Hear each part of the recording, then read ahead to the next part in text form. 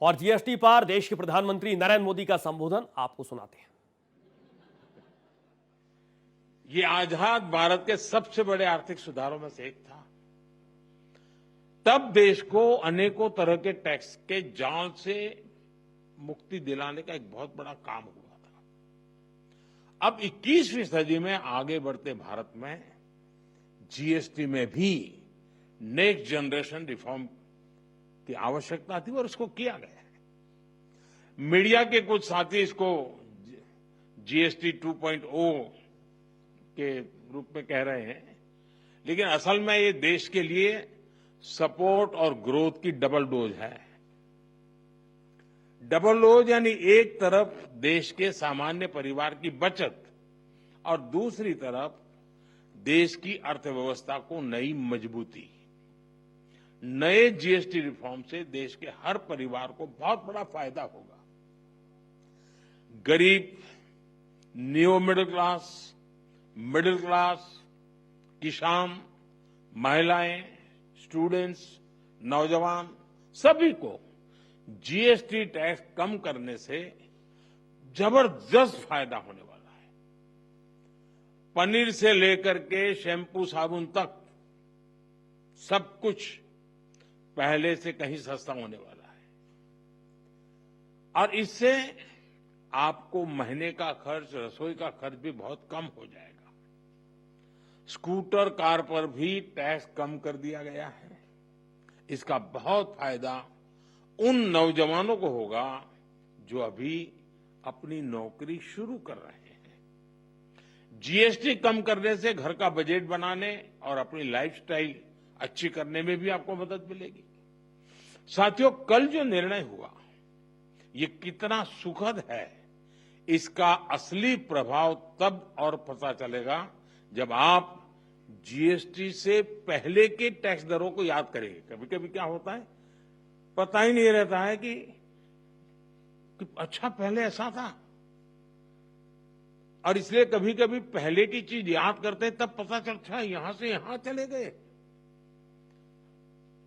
अब आपके घर परिवार में भी बच्चा 70 मार्क लाता है स्कूल में आपके यहां, और 70 का 71, 72, 75 करेगा ध्यान नहीं जाता है, लेकिन हम 99 कर लें तो तुरंत जाता है कि हर कुछ कमाल है इसने।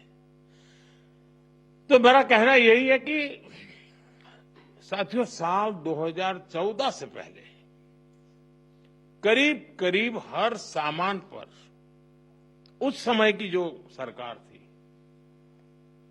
मैं किसी सरकार की आलोचना करने के लिए नहीं यहां आया, लेकिन एक आप टीचर हैं तो कंपैरिजन आप बड़े आराम से कर सकते हो और बच्चों को बता भी सकते हो। उस समय कितनी बड़ी मात्रा में टैक्स लिया जाता था पुरानी सरकार में। 2014 में मेरे आने से पहले रसोई का सामान हो या खेती किसानी से जुड़ी चीजें हो या फिर दवाइयां और यहां तक जीवन बीमा भी, ऐसी अनेक चीजों पर कांग्रेस सरकार अलग अलग टैक्स लेती थी। अगर वही दौर होता, अगर आज आप 2014 के हिसाब से होते तो आपको 100 रुपया की अगर चीज कोई खरीदते हैं तो 20-25 रुपया टैक्स का देना पड़ता, अगर उस समय का हिसाब लगाए तो। लेकिन अब आपने मुझे सेवा का मौका दिया है।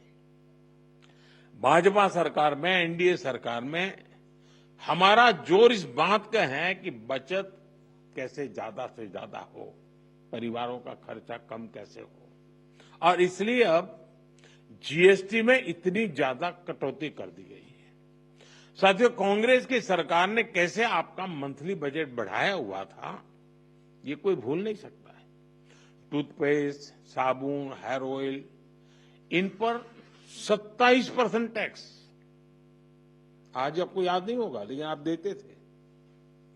खाने की प्लेट, कप प्लेट, चम्मच, ऐसे सामान पर 18 से लेकर के 28% टैक्स हुआ करता था। टूथ पाउडर 17% टैक्स, यानी रोजमर्रा की ऐसी हर चीज पर उस कांग्रेस के जमाने में इतना सारा टैक्स लगता था। हालत ये थी कि कांग्रेस वाले बच्चों की टॉफी पर भी 21% टैक्स लेते थे। ये कभी उस समय अखबार में आपका ध्यान गया होगा कि नहीं, वो पता नहीं। मोदी ने किया होता तो बाल नोच लेते। साइकिल जो देश के करोड़ों लोगों की रोज की जरूरत है, उस पर भी 17% टैक्स हुआ करता था। सिलाई मशीन लाखों लाख माताओं बहनों के लिए स्वाभिमान और स्वरोजगार का एक जरिया है, यंत्र है। इस पर 16% टैक्स होता था। मिडिल क्लास के लिए घूमना फिरना तक कांग्रेस ने बहुत मुश्किल कर दिया था। कांग्रेस राज में होटल के कमरे की बुकिंग पर 14% टैक्स और उसके ऊपर कई राज्यों में लग्जरी टैक्स लगता था, वो अलग। अब ऐसे हर सामान और सर्विस पर सिर्फ और सिर्फ 5% टैक्स लगा करेगा।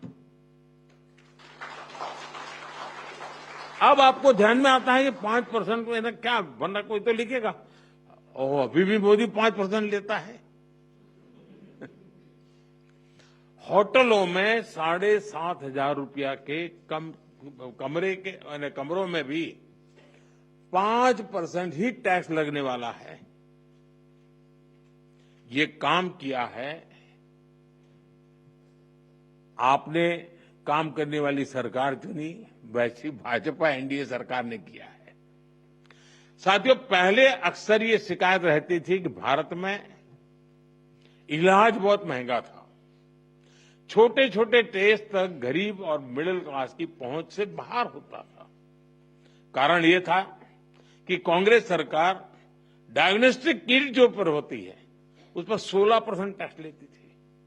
हमारी सरकार ने ऐसे हर सामान पर टैक्स को सिर्फ 5% कर दिया है।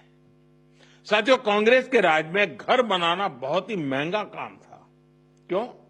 क्योंकि सीमेंट पर कांग्रेस सरकार 29% टैक्स वसूलती थी। जैसे तैसे घर बना भी लिया तो एसी और टीवी या पंखा कुछ भी लाना है वो भी महंगा हो जाता था, क्योंकि कांग्रेस सरकार ऐसे सामानों पर 31% टैक्स वसूलती थी, 31%। अब हमारी सरकार ने ऐसे हर सामान पर टैक्स को 18% कर दिया, करीब करीब आधा कर दिया है। साथियों, कांग्रेस राज में किसान भी बहुत दुखी थे। 2014 से पहले किसान की खेती लागत अधिक थी और लाभ बहुत कम था। कारण यह था कि खेती किसानी के सामान पर भी कांग्रेस सरकार बहुत अधिक टैक्स वसूलती थी।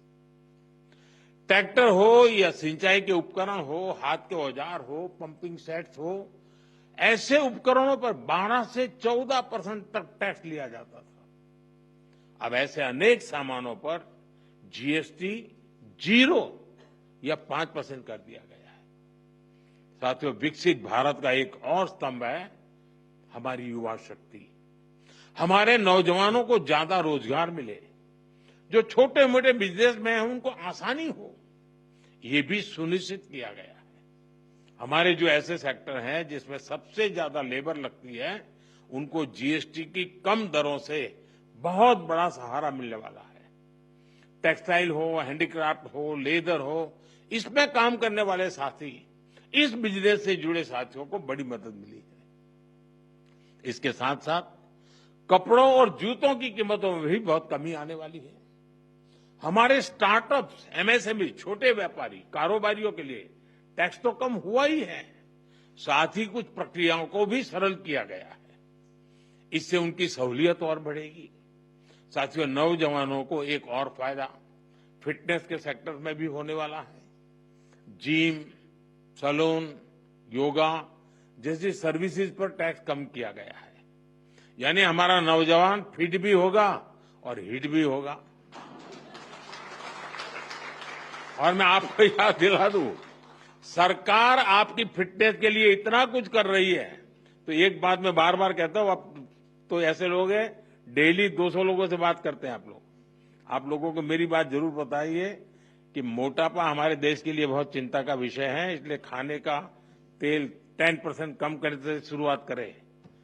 मोहम्मद जी, आप मेरा एम्बेसडर बन जाइए।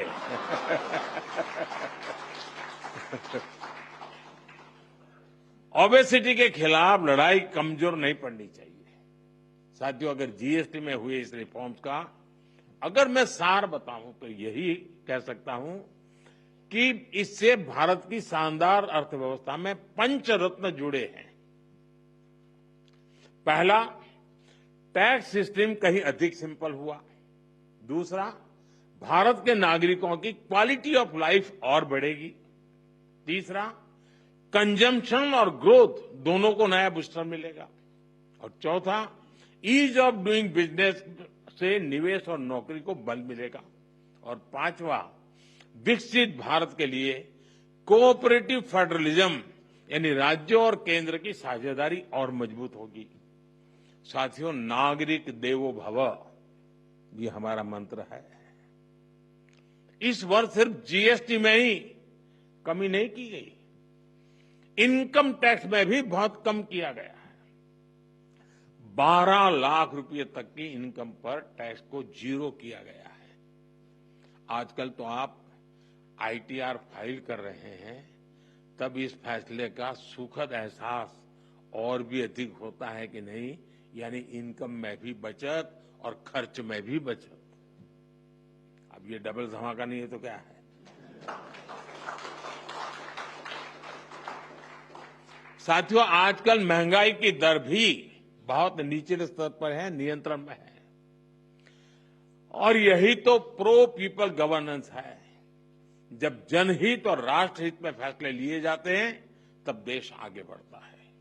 और इसलिए ही आज भारत की ग्रोथ करीब करीब 8% है। यानी दुनिया में हम सबसे तेज गति से ग्रो कर रहे हैं। ये 140 करोड़ भारतीयों का सामर्थ्य है, 140 करोड़ भारतीयों का संकल्प है। और मैं आज देशवासियों को फिर कहूंगा, भारत को आत्मनिर्भर बनाने के लिए रिफॉर्म्स का ये जो सिलसिला चलता रहेगा वो रुकने वाला नहीं है। साथियों, भारत के लिए आत्मनिर्भरता ये कोई नारा नहीं है,